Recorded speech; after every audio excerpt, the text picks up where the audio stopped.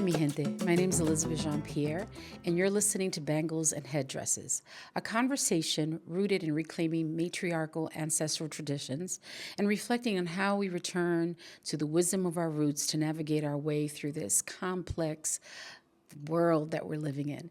And today I'm really excited that I get to flip the script and introduce you to our guest, my son, Javier Bautista. Welcome, Javier. Welcome. Thank you for having me. So this is episode 8.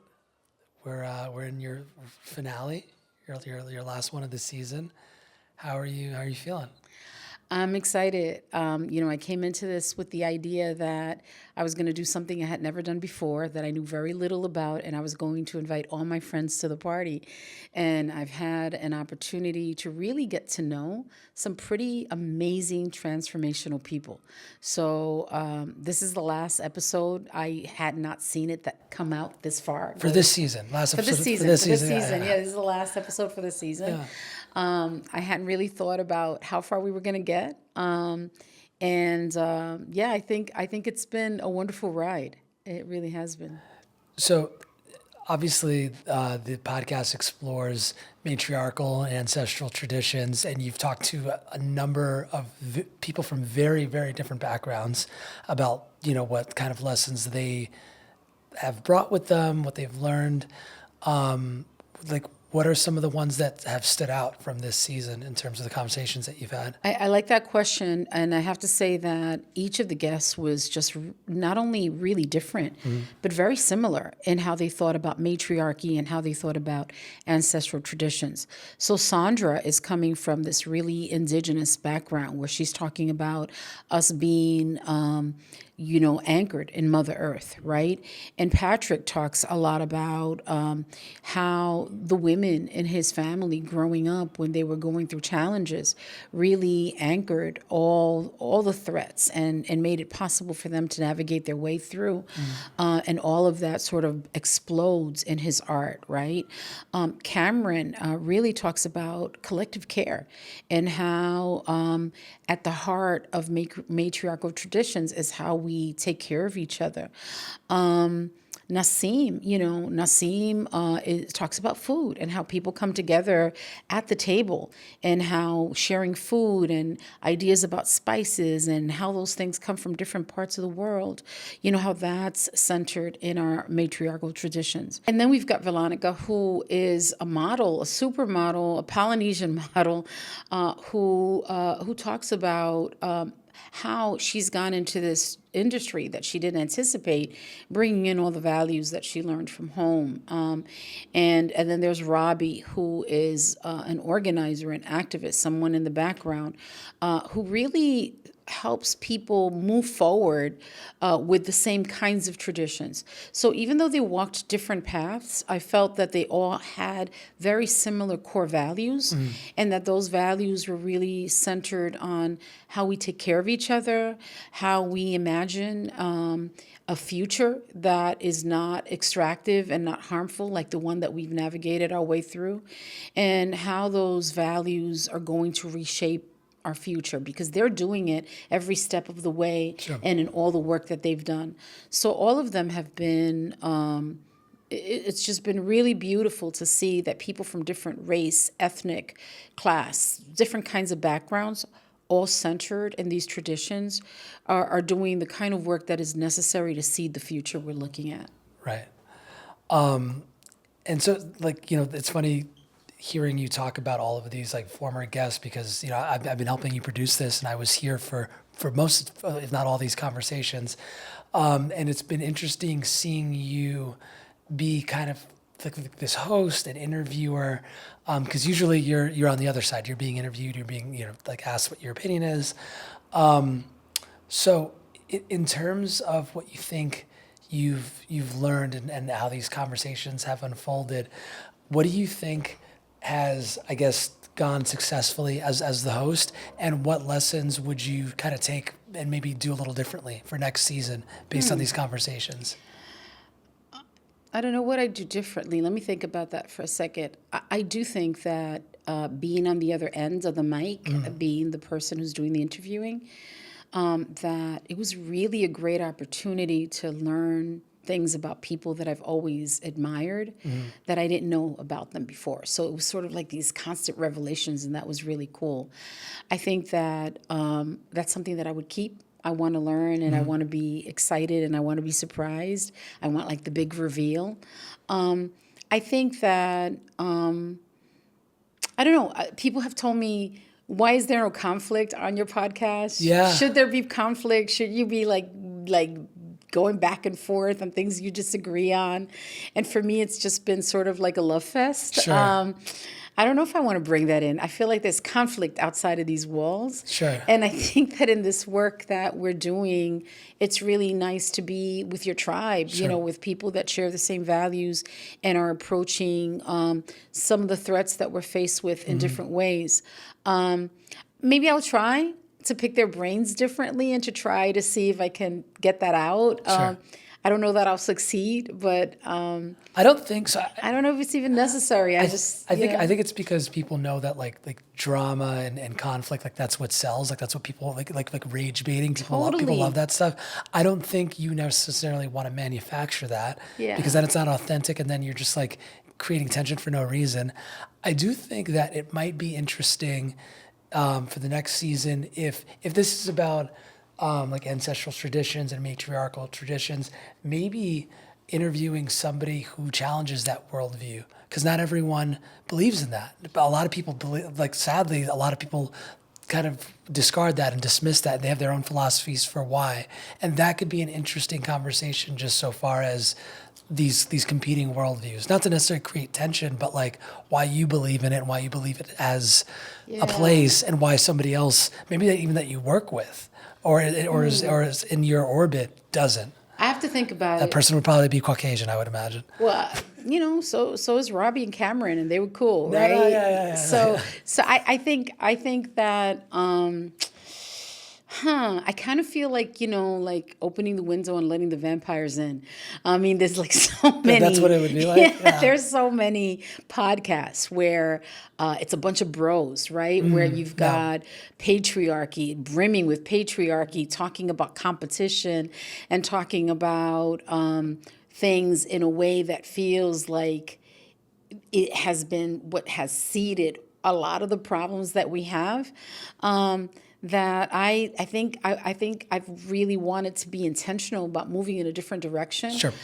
Because in the world that we're working in, right? Like we're at the heart of building a future that that is going to help us survive and thrive in the midst of climate change, in the midst of disruption.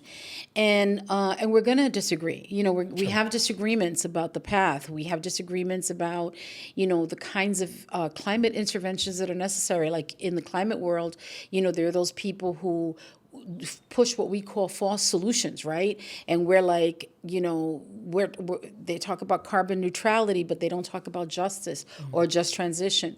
There are those kinds of tensions, but we all agree that we need to address climate change. So I suppose that those kind of nuanced differences are an opportunity to get our viewers to really sort of understand how we approach this big behemoth called climate change, or any other kinds of changes, any other kinds of challenges that we're dealing with. But patriarchy, or bringing in a patriarchal voice, I mean, we kind of feel like that's at the heart of why Sure. we're dealing with climate change, right? Right. So I would have to think about it. Yeah, but I to think- just but I clarify, do- but I'm I not do- saying bring Yeah. in somebody who's like a patriarchal Yeah, person. yeah. It was more so just somebody who maybe doesn't subscribe to like ancestral traditions having a place in, like their day to day or in their Yeah. industry or where they work. Well, I'm thinking. Which I can't imagine that being a practical thing because Yeah. we learned from the past. But some people just don't believe in that. Well, when you mentioned that, the first thing, obviously, my default place to always go is climate change, right? Yeah. But when I think about season 2, I also think about some of the musicians, some of the athletes, some of the people that I want to invite to talk. I don't know that they are thinking about matriarchal traditions. I don't know that even is part of of who they are. Yeah. But I do know this, that the minute that you mention matriarchal traditions, people immediately think of their mother, and they think about what they learned from their mother. Yeah. So even if I was able to bring in someone who doesn't come from this line of work or this community, Sure.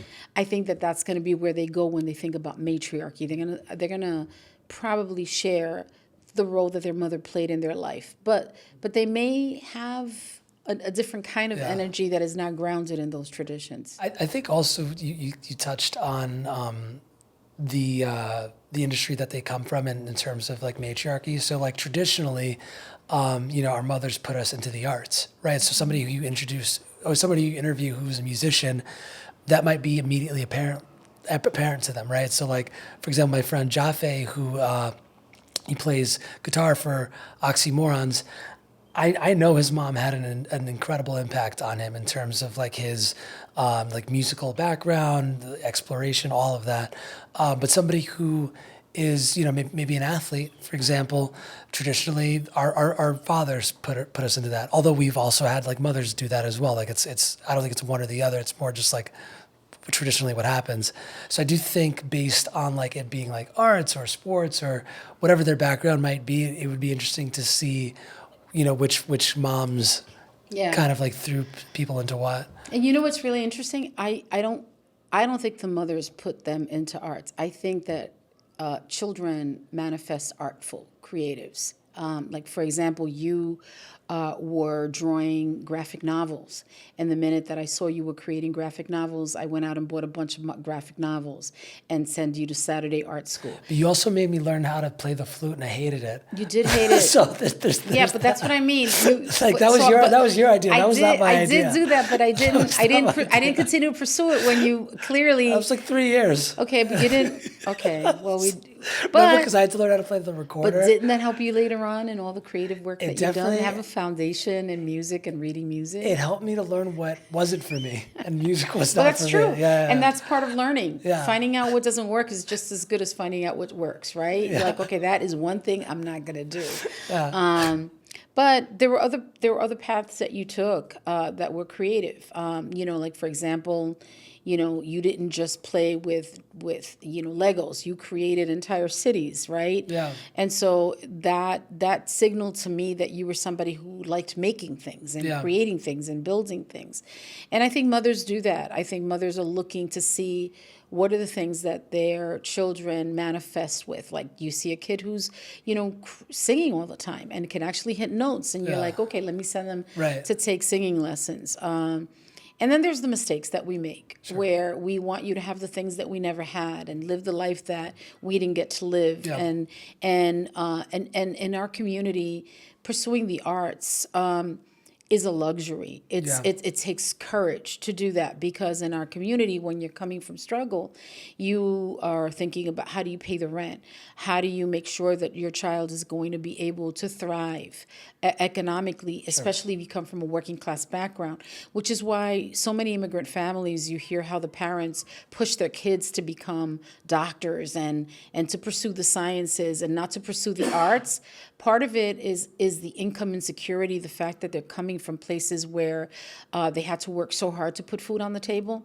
So encouraging your child to pursue the arts is really you trusting in the universe that your child is going to be okay. And for your child to even pursue that takes an enormous amount of courage. And parents are always fearful. And they're always fearful because the arts are so competitive, and it's so intimate, so personal, that it might not have that universal appeal. I mean, that's what happens with us, right? Particularly for those of us who are Black and Indigenous ancestry, that we'll put something on Broadway and no one will show up because the story resonates with us. Sure. But if it doesn't resonate with everyone, it won't make any money. And so there's so many different kinds of things that are involved in pursuing the arts that, and you're someone who curates that kind of work. But it is not easy for parents, particularly those parents who come from, having to figure out how to put food on the table, to encourage. So that is a mother who really wants their kid to live their best life, to be joyful, and is willing to push them into an area that is pretty scary for a lot of us. It's funny you say, putting your kids into the arts is a luxury, and it is. It feels like a luxury no, for us. No, absolutely, because it can be expensive. That's why, I think of places like Tada, like that youth theater ensemble that I was a part of when I was a kid, which is basically like free community theater for kids, how important places like that is, and making it accessible, because even though it's, quote unquote a luxury, even though I no longer like act or do theater, I think about a lot of the ways in which it changed my life. I remember, as I was like a little, kind of like a chubby kid, I didn't trust my body. And then I got into theater, and then I was put in a position where I had to trust my body if I wanted to do things on stage that were being asked of me, like running around, jumping, whatever was asked.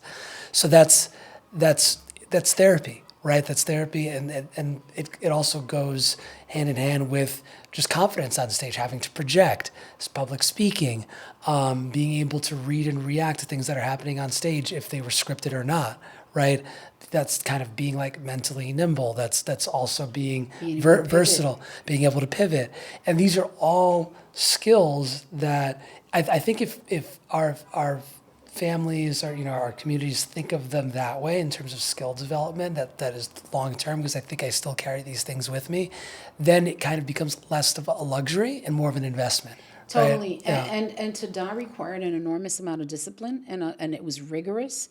I remember Tech Week was insane, and it wasn't. And you had to have done your homework in advance. You had to have good grades, and then you needed to go into Tech Week. Yeah. And so the ability to dedicate yourself to a discipline and see the fruition, to work as part of a team, because that's also teamwork. Also, not always being the center of attention. Maybe you were someone who was, what did they call the kids that were in the pit? The pit. Yeah. Sometimes you were in the pit.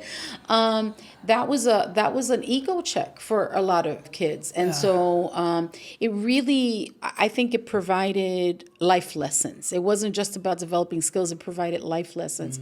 I think most disciplines are like that, whether you're playing baseball or soccer or you're into theater. Most disciplines, if the child is committed to it, they're developing some life lessons that are going to serve them well as they navigate their way through the world. And I think the mistake sometimes that parents make is that they expect their child to become like a star baseball player or a star actor or a star this, and they don't realize that the process itself is part of how you develop this little human into someone who can navigate their way through different challenges and build relationships with people from different backgrounds. So I thought that was a great experience for you. From my end, it was hard. It was leaving work, picking you up from school, running, stopping, waiting for you to get through it. It was the job that a lot of parents have with their children when they want to support building the kind of foundational life skills that they need. But I'm not sorry that I did it. I feel like I've seen it throughout your entire life, what you built while you were in Tada. Big ups to Tada, by the way. Shout out to Tada. Shout out to Tada. Everyone donate to Tada. I'm as you're talking about this, like kind of like running me to auditions and to rehearsal there and back and forth. I also think about how it wasn't just you; it was a team effort. Like Nana, your mother, my grandmother, rest in peace. She was a huge part of that as well. Like it was you and her.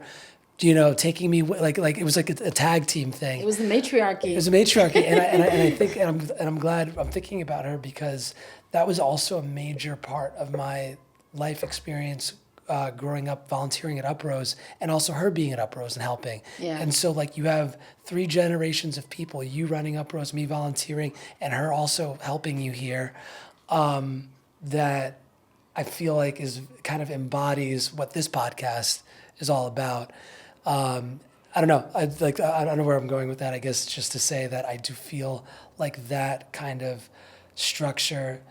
You just feel mom in the room. I feel her in the room, and I miss that. And I do think it has a place, especially in this work that we do. And I hope it's something that continues in organizations like this and organizations similar to ours in this space.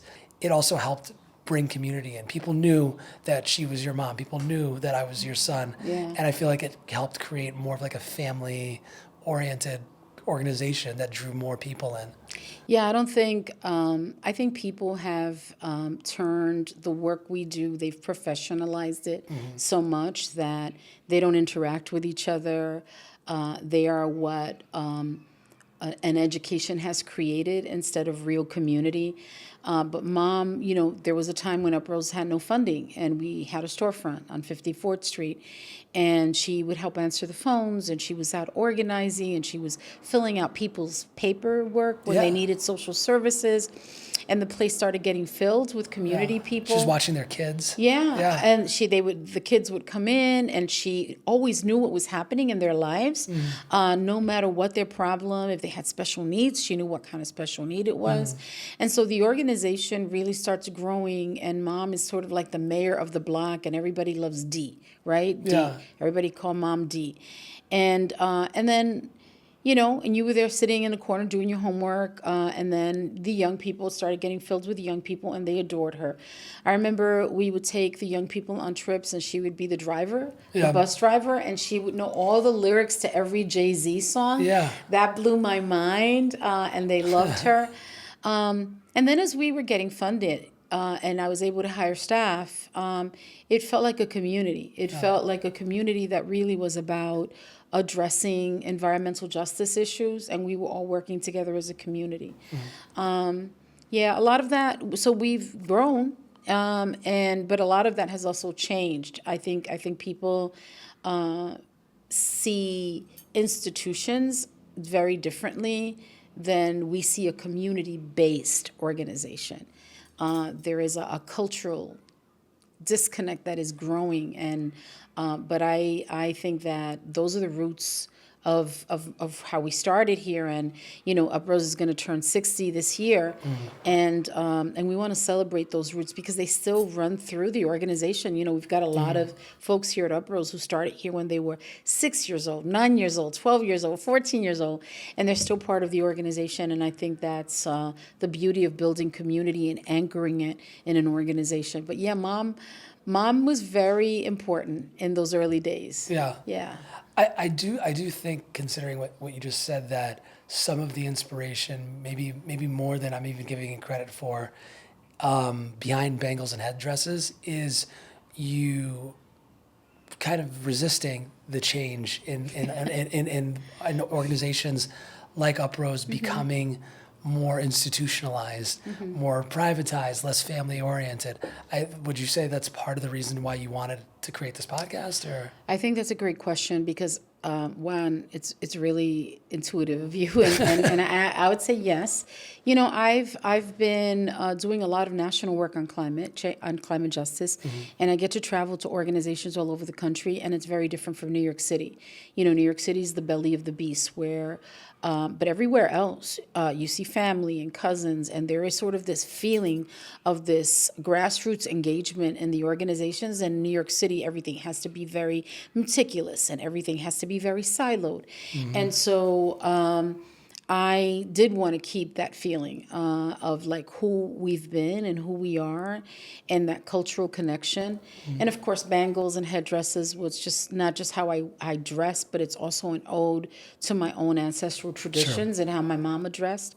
So, but yeah, I mean, I have always resisted putting on the suit and straightening out my hair and looking like I'm expected to look, because that is what success looks like. I think that success looks like transformation. It looks like community, and that we get to determine what the cultural practice looks like. And I just want to resist this sort of, because we can be professional and develop and offer excellent work, and we do. UPROSE is excellent at what we do, without giving in to sort of Western standards and traditions and this sort of like colonized view of what the workplace is supposed to be about and what relationships are supposed to be about.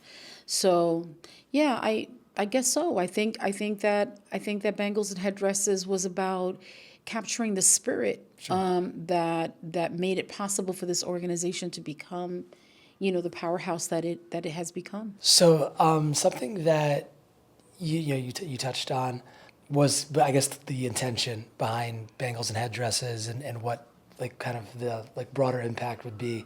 I think whenever you take on like a creative endeavor, endeavor, not in Denver, endeavor, whatever Denver too. Denver. You have this idea of what it should be, and then the process can take it somewhere else, right? And maybe you do land in the general vicinity of where you meant, but it's never going to be exactly what you started out thinking it would be. So I guess my question to you would be, how close has this first season been to what you envisioned, and what are the parts that surprise you? So, this really started with some ageist comments that were made by folks that would never say to me what they've said to men in this movement. Sure. And my entire life is an act of defiance. Oh, you're never going to go to college, so of course I went. Oh, you're never going to go, so of course I did it. And so me going into an area that was completely new to me, I wasn't out there watching podcasts, was a way of me saying, okay, you want to shut me down? I'm going to rise. Because thank you so much for that. I'm so grateful for people in my life who have had deficit-based expectations and who have wanted to keep me in my place. I'm so grateful for them. I owe them an entire life of joy. And so this started out as this, little militant act of defiance. Mm-hmm. But damn, it has really become this joyful experience where I've been learning so much. On the technical side, learning, like, how do you message something? How do you use tech to reach people's hearts and minds from an organizer perspective? But from a heart perspective, as a woman, as an activist, meeting and being in community, with these amazing people who I always knew were great, but they're being comfortable with being vulnerable and sharing their life experiences with me, and then with the viewers. It's been a real blessing. It's been a gift, a real joy. I didn't anticipate that it would be that much fun, that I would look forward to it. Of course, I always get anxious and nervous when the camera's on me. It's when I forget that the camera's on that then I can relax. Mm-hmm. But I think what made it possible for me to relax, and this was a surprise, was the conversation. Yeah. The fact that, I'm listening to Nassim walk me through, how he thinks about food, and I'm thinking about Sandra and Robby, and all of them, every single last one of them left a lasting impression on me. And I felt like, wow, I get to do this. I get to meet with these people. Sure. I get to learn these things. Wow. Thank you to the ancestors, right? So I think that was the big surprise. Like, I knew it was going to be interesting and I was going to learn and grow, but I had no idea how life altering it was going to be. That's been really cool. I really enjoyed not just the process, but also having guests that have just been so open and excited to be here at the table with me. It's been wonderful. Would you also say that you've grown as a host? Do you feel like the second half of the season or later half of the season? Well, do you think I have? I think you have. Yeah. No, I think in the begin from the producers end, I think in the beginning of the season, I think you were worried about filling airtime, right, and also making your guests comfortable. Yeah. And I think you've gotten better at not necessarily worrying about like hitting certain questions, but letting the conversation just organically go where it will. Yeah. And that's when you've probably had some of the better like pieces of content, more engaging, when it's just kind of flowing. But that takes getting used to, and that's not something that I think at the beginning of the season you had as much command over as you do now. Well, also I ask myself as someone who is a guest in other people's podcasts, what do you like? What do I like? Yeah. What would make me feel comfortable? And so that's kind of the way that I was like, if I'm the guest, how do I want to feel? What do I want to be asked? What do I want to share? Yeah. So I tried to think about these podcasts that I've been on. But yeah, you're right. In the beginning, I felt like a stiff. I was like, do I move my arms? You were worried about your list of questions. Yeah, I had these questions. Is there enough time to ask that last question? Yeah. It felt very like there was a lot of structure. Right. I think your next step as a host and that like kind of like growth journey for next season. This happened a few times this season, but I would say the majority of the people that you interviewed, you already knew, right? So it's a little bit easier. Well, no, not all of them. I didn't know Velonika. No, I said the majority. Oh, the majority of them. Yeah. I think next season is going to be interesting for you, interviewing people like outside of that people that you don't have a history with. Outside of my comfort zone. Outside of, yeah. Well, you said it, not me. Yeah. I think that's going to be interesting, especially just because for some of these former guests, a lot of their background. Although I know with I think it was Patrick maybe. Oh no, it was Robby. It was Robby. Robby's somebody you've known for years, and during that conversation, you were learning things that you had never talked about in terms of his background, his professional history, his family, and that was really interesting because this is somebody you've worked with before, and again that you've known for years, and you were learning all these new things about him. Yeah, that was really fun. And it was interesting because then when I saw him just yesterday, like I was like I felt like I knew him for the first time. Right. It felt different. Yeah. Yeah, it's true. So I'm gonna ask you a question that I know if you don't do it externally, internally you'll be rolling your eyes. What do you think my generation gets right that yours didn't? Millennials? Yeah. I won't even ask you about Gen Z. I'm just going to ask you about that because I know we're going to go with that. Well, I think your generation is better at taking care of its mental health. Okay. I think your generation is also better about creating boundaries that protect you as you move forward and walking away from things that don't serve you, and that you're more disciplined about that. Whereas my generation just saw it as these life challenges that we need to live with whether we like them or not. Sure. And, remember, I'm that generation between boomers and Xers, what they call Generation Jones. Right. We're not like the boomers and we're more like the Xers. That's kind of like Obama's generation. And we're the generation that had, Prince, Michael Jackson, Culture Club, Madonna. We're the generation that births the millennials, and the millennials are shaped by the popular culture that we create, right? Hip hop, all of that. And so we are a generation that births young people that are more radical and that are more comfortable with being authentically themselves. Mm-hmm.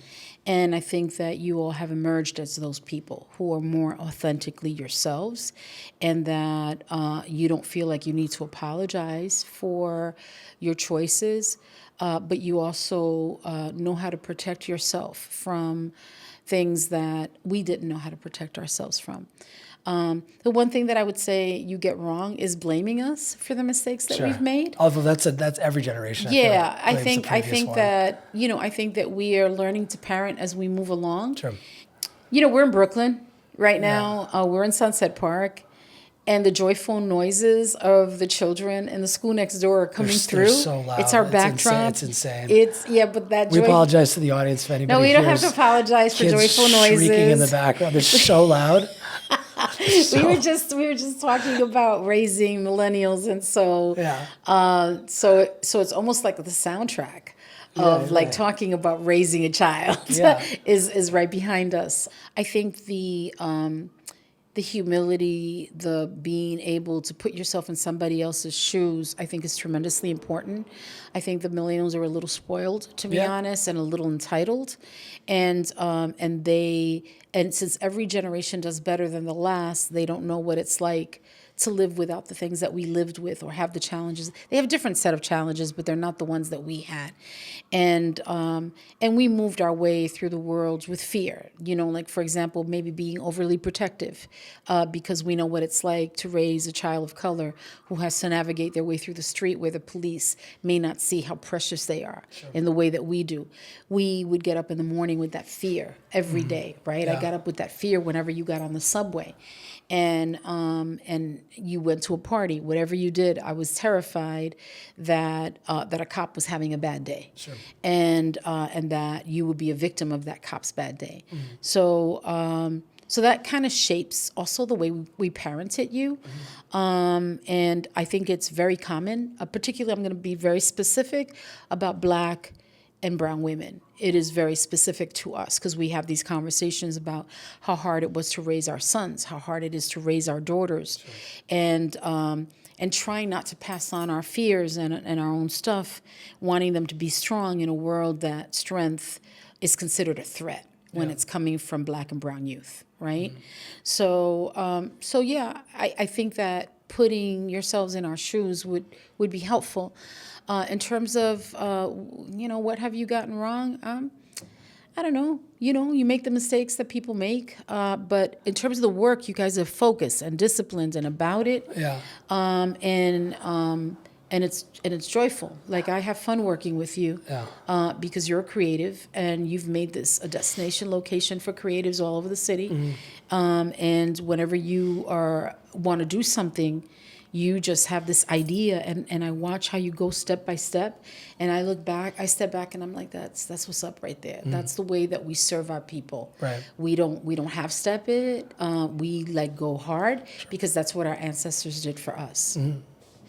I think kind of speaking, not to say I'm the voice of my generation, but just speaking on behalf of the people that are my contemporaries who are parents, right? I'm not one. But But you have a dog. I have a dog. A 7-month-old puppy. Love you, Blue. Seeing what their concerns are. It's and these are parents of color as well. It's almost, even though ICE is terrifying, and I think parents will always be afraid to. Parents of color will always be afraid to raise their kids in a police state. That'll always be an issue. I almost feel like what our generation's getting wrong more than anything is how we integrate technology with raising our kids, and that's something that I'm a part of the last generation to grow up with and without the internet. Right? I remember. Rotary phones. I remember. Do you really? Yeah. I mean, I was little, but I remember rotary. I remember how to use them. Whoa. I remember answering machines. I remember beepers. I remember dial-up internet and you waiting for and it would go, and then it would connect to AOL. And if once the guy was running through the gate, you're like, I'm in.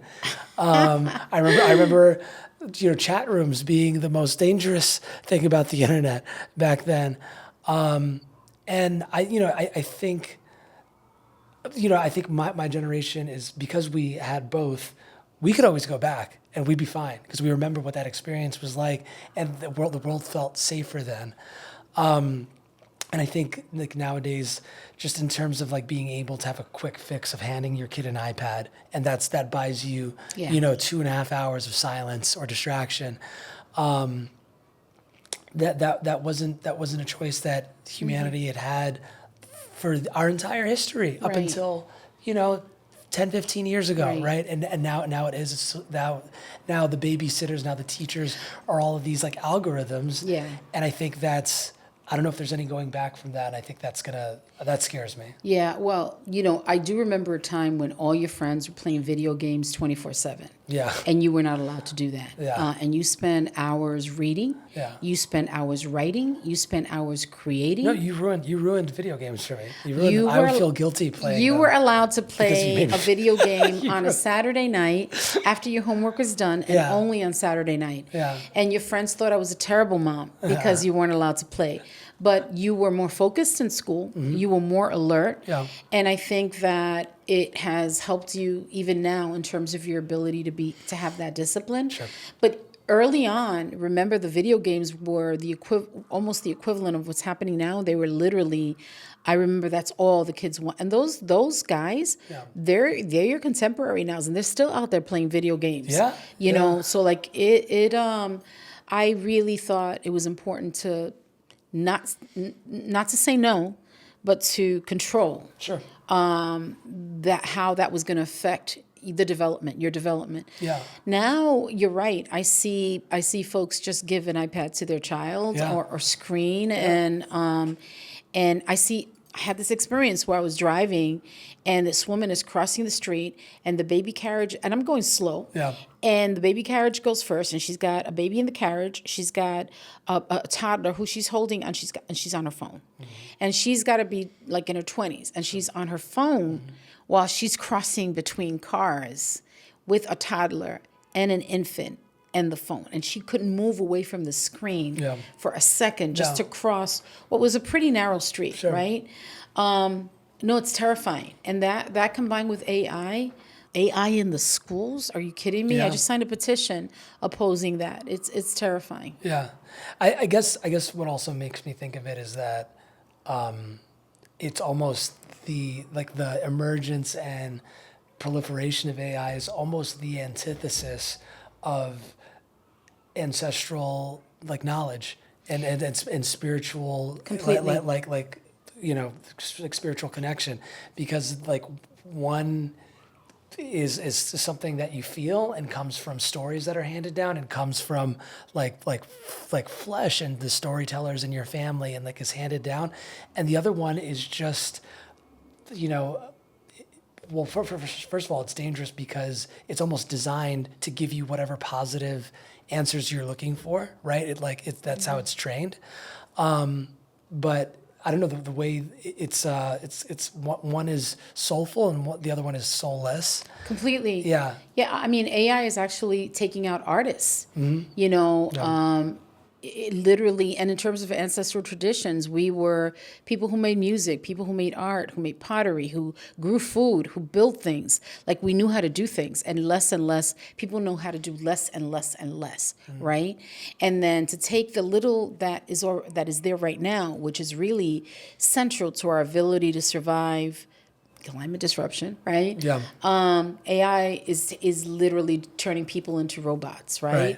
Yeah, it's terrifying, and we're not afraid of technology. We use technology, right? We're not afraid of it, but we understand when something is doing harm or is going to do harm. Right. And there's a lack of humility and an interest in, really sort of an economic corporate interest in pushing things that are going to harm us. And that's not new. Yeah. That has been the story of our people, right? Yeah. You're talking about fossil fuel dependency. Okay, so there was a time when people didn't know it harmed, but the minute that they knew that it did, they needed to start moving away from an extractive economy to a regenerative economy, especially when the solutions were there and operational.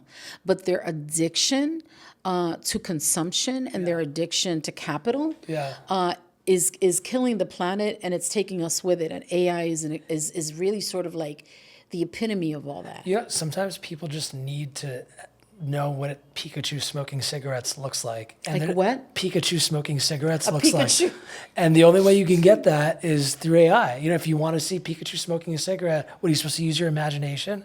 No, you use AI, and it drinks up a gallon of water to give you that image. Right. And so people need that in their life. That gets them out of bed in the morning. Okay, you're scaring me. You're scaring me. But you're not wrong, because I'm on TikTok and I see things I don't want to see, and I'm like, how the hell did this get into my algorithm? Yeah. No, to be honest, I'm a huge comics fan, right? I love Marvel, I love DC. I grew up reading them. And I have to, when I'm on my phone, sometimes I'll get a video that I know is AI generated that'll be like, here's an AI generated video of from Invincible, for anybody who watches, Thrag versus Battle Beast.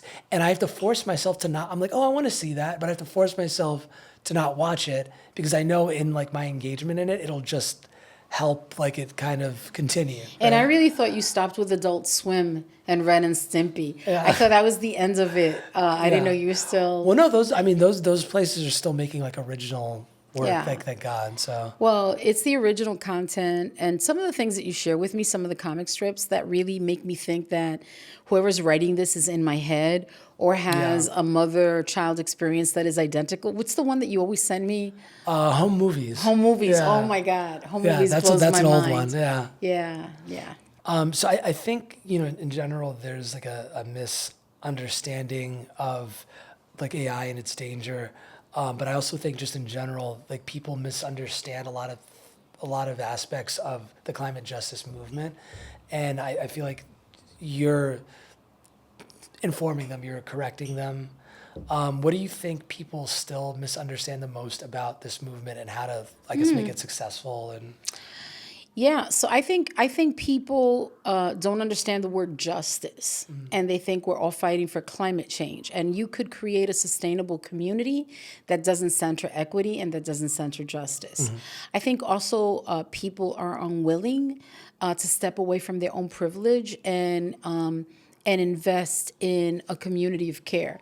And so the word justice is and the expectations that we're going to be treated, we're going to treat each other with love and respect and like human beings is an inconvenience for those people who are the descendants of extraction and privilege, right? It is an inconvenience. Because remember, all their conveniences, all their amenities, the life that they live of abundance comes from the harm that was done to Black and brown people.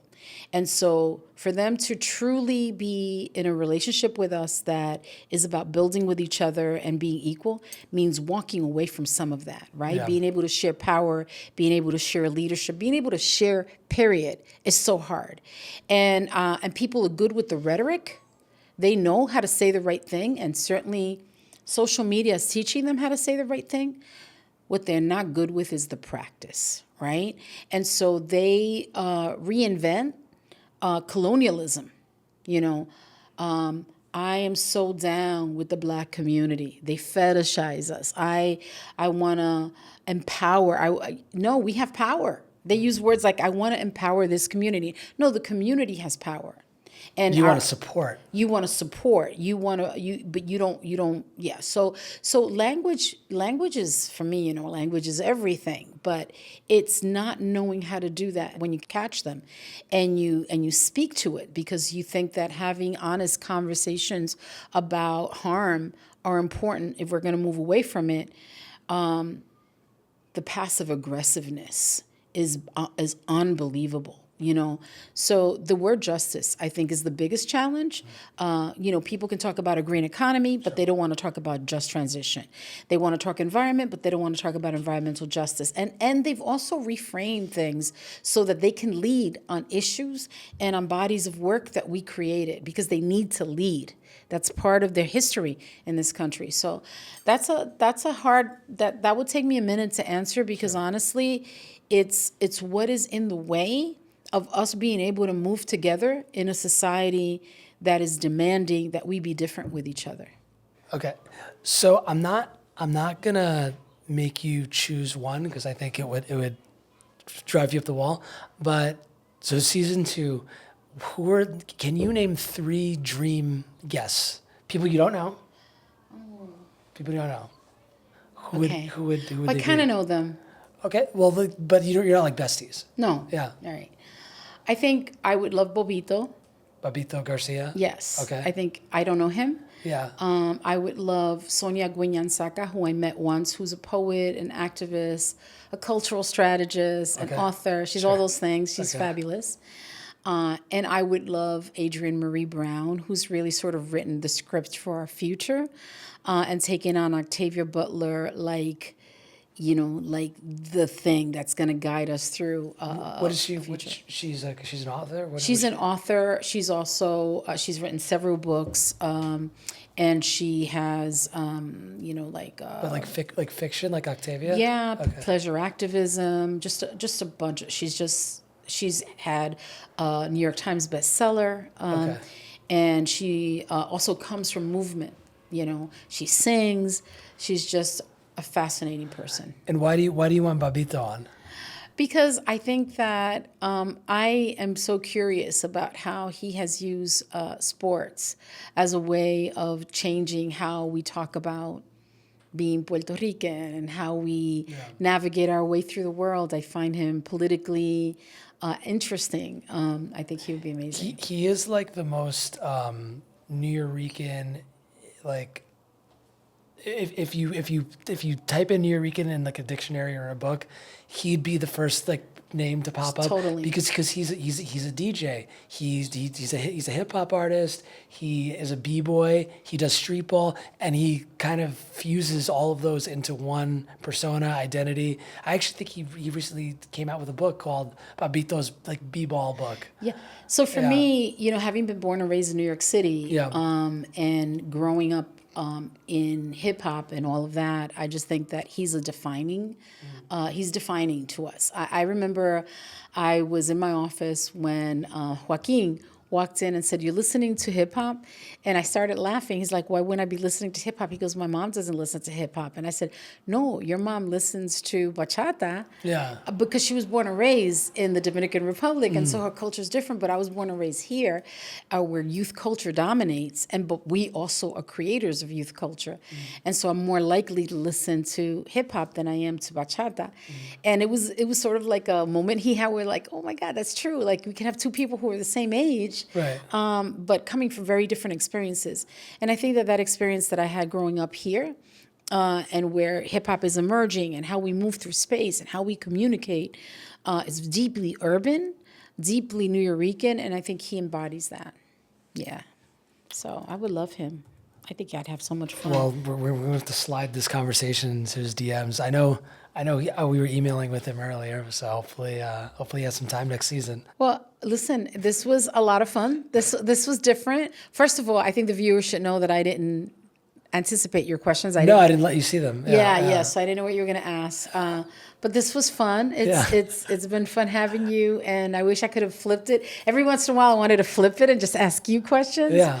Because I've gotten into that rhythm. Next season. You could do next season. But maybe you could interview me. Maybe we end next season that way. Yeah. Okay, God bless. God bless. Love you. Love you.